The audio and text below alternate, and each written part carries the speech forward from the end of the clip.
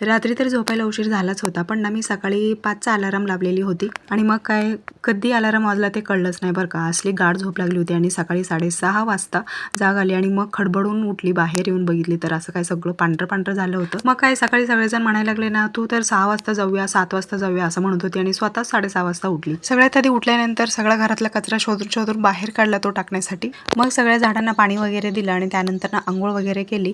आता इथे पटकन चहा वगैरे बनवून पिला जरा नवऱ्यासोबत आणि त्याच्यानंतर स्वयंपाक वगैरे बनवून घेतली. आता जेव्हा डाळ संपलेली असते हे असं थोडं थोडं करून मला पाकडावं लागायला लागलं. हे काम कधी एकदा पूर्ण होतंय काय माहिती. आता थोडंसं डाळ मी पाकडून ठेवली यांना कधी डाळ फ्राय वगैरे बनवून खायला.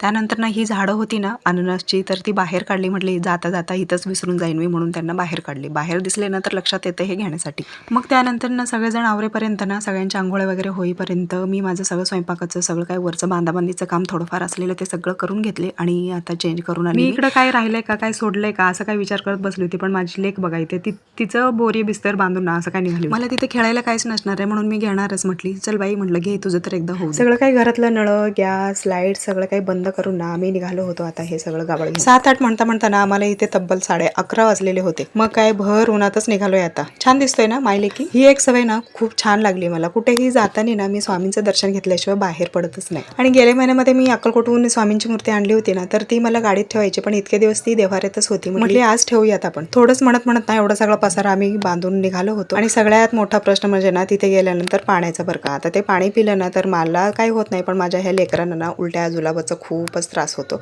तर आता ह्या वेळेस काय माहिती काय होणार आहे आता मला माहित नाही. आता तिथे गेल्यानंतरच कळेल. पण आता मी 2-3 बिस्लेरीच्या बॉटल्स घेतले होते. म्हटली जाता जाता अक्कलकोटहून आपण पाणी बिस्लेरी भरून घेऊन जाऊया. फर्स्ट ट्रीटमेंट म्हणून थोडेफार गोळ्या औषधं पण घेतली होती. आणि एके ठिकाणी मस्तपैकी आम्हाला शेतामध्ये ना आंब्याचे झाड दिसले होते. तिथे 2-3 झाडं होते आणि मग काय जेवायचं सोडून गेल्यानंतर हे असं दुसऱ्यांच्या शेतामधले कैरे चोरायचं काम चालू होतं. आणि आमचा हप्पा तर लईच मजेत ह्या शेतामध्ये फिरत होता. म्हटली ह्या लेकींना चला रे तुमच्या बापाचं शेत नाहीये, नाही तर ह्या उसाच्या धाटाला धरून धरून बांधून मारतील आपल्याला. पोटभर जेवण करून घेतल्यानंतर माझ्या नवऱ्याला तर जरा जास्त जोश आला होता. मग काय एकदम सुसाट वेगाने आलो आम्ही घरी.